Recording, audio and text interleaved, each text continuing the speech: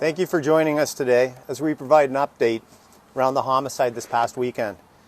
Just after 2 p.m. Saturday, July the 2nd, Peterborough Police were called to the area of Park Street North and Sherbrooke Street after reports of a person had been shot.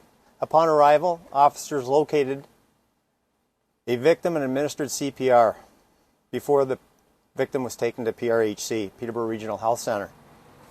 Sadly, the 37-year-old man succumbed to his injuries received from the shooting, passed in hospital.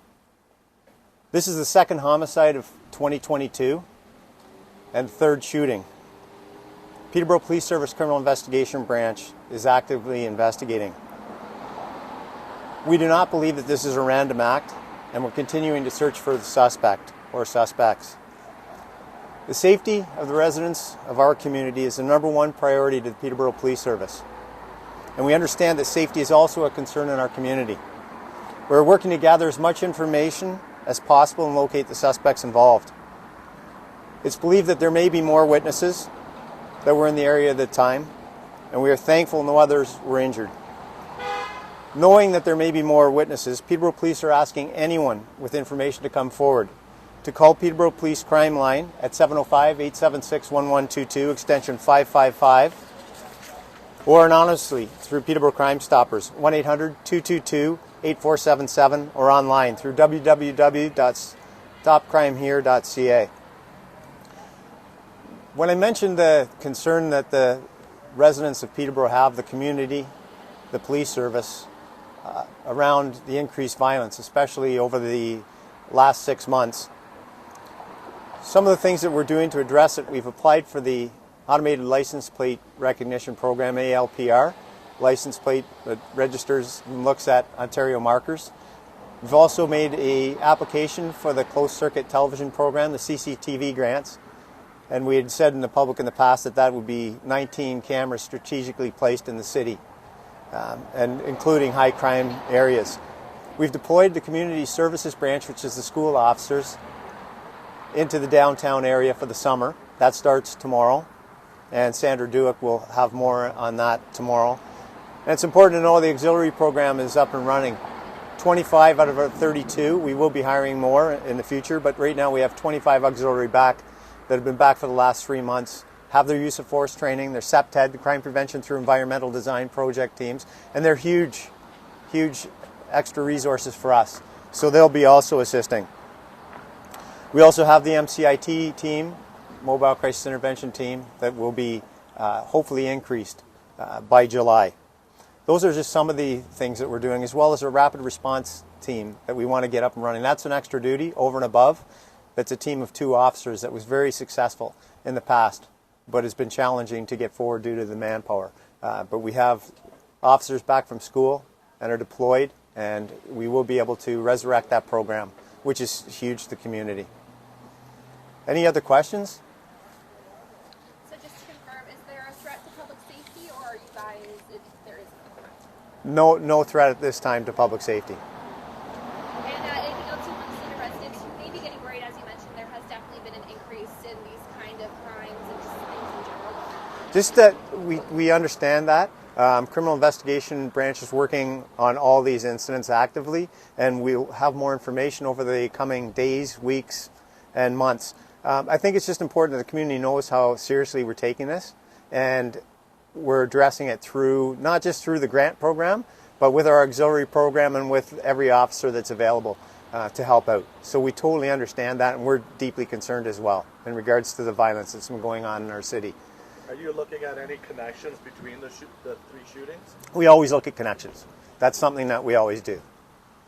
You mentioned at the police board meeting, I can't remember if it was last month or the month before, just kind of the damage the Ugly Crew is doing on this in the city. Can you just talk a little bit more about that and their possible connection to what's happening? Well, we've been talking about Project Lancia, which was a recent project, which for us was the dismantling of the Ugly Crew for the most part. Saying that, organized crime around Peterborough is a challenge with that group as well, and the remnants of that group. The amount of weapons that were seized in that, I believe, was 9 in the city. When you look at an indicator of the massive drug problem in Peterborough for the size of our community, when you're looking at kilo-level seizures of fentanyl and carfentanil, kilo-level seizures of methamphetamine, which has made a big comeback in Peterborough and has added to our violent crime, our robberies, our break-and-enters, our disturbances, our stolen vehicles. When you look at some of the increases, that's indicative of meth use, and you saw in those seizures, and then over 2 kilograms of cocaine. Just saying that, there's a lot of things that we're working on this summer that we aren't able to give out to the public. You'll see in releases as the summer's gone on. You'll see in the last month some of the results of those and the positive results of how seriously we're taking this issue, doing everything we can. The biggest part is that it's a collaborative approach, right? We talk about the multi-pronged approach, working with our community partners. That's what it's all about. The relationships that we have in this community are second to none, have been for many, many years, and will continue to forge new relationships. For instance, we have the MCIT team. We're also looking at an addictions counselor and possibly teaming with the hospital, more crisis nurses. So we're looking at those teams that are shown to be so valuable to us, and those relationships that will continue to grow and foster. There's no question it goes back to the drug trade. And I don't know, is it worth mentioning, mentioning again decriminalizing, right, drugs. If there's not a criminal aspect to it, some of these shootings may not happen. So on that, the organized crime groups that are profiting off our most vulnerable, those are who we're targeting. In regards to the addiction issue itself, we're asking that that's a public health issue. In regards to decriminalization, when we say we've been de facto decriminalized, what we're talking about there is diversion for us in Peterborough. We're starting a diversion program that our officers are all trained in, which is about connecting people and connecting people to the proper supports, right? And when we say we can't arrest our way out of mental health and addictions, what we mean is for people that simply have an addiction issue that these people are profiting from, it's proven that doesn't help to make those arrests. So we're looking at a diversion to make those connections for those people. We are concentrating on street-level traffickers, the people that are trafficking. Those aren't the people with the addictions. Those are the people that are profiting from that. So that's where we're committing our resources. We know that public health for prevention, treatment, our harm reduction partners are all working on the other end of things in regards to the specific addictions issues, right? The RAM clinics, the MSORT team, PARN, all those community agencies, Forecast, and I'm just naming a few that are working on the addiction piece to that point. I know your hands are tied with your officers and such things, but a lot of the comments we see, you see them as well, is that someone will get arrested for drug trafficking or will get arrested for B&E, and I'm sure a lot of these things may be connected to your investigations, but then they may be out within 24 hours and back on the streets doing the same thing again. Is that disheartening or an issue that your officers face constantly? And what do you say to the people that are concerned that these acts continue over and over again by a lot of the same people over and over again? No, it is true, Graham. And Bill C-75, Bail Reform Act, when you talk about those things, we're addressing that both at the Canadian Association of Chiefs of Police, CACP, and Ontario Association of Chiefs of Police. Those committees are addressing that with the government. It's a huge concern. Many chiefs across the province and across the nation have been speaking about the challenge as what people are calling the catch and release, the revolving door. That piece of it is hugely concerning, especially around these types of the crimes that we're seeing that they've been released for.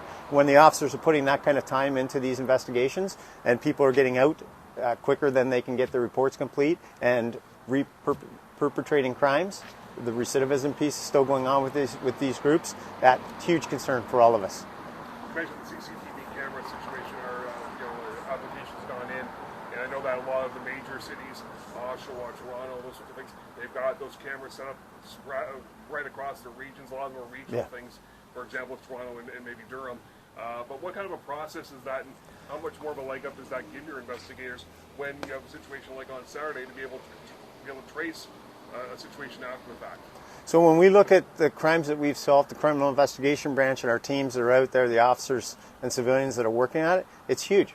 The CCTV camera program, the ALPR program, automated license plate, and the CCTV closed circuit, the time that saved us in investigations leading to a suspect or suspect vehicle or description or other evidence that much quicker helps us immensely, and is proven even in Peterborough.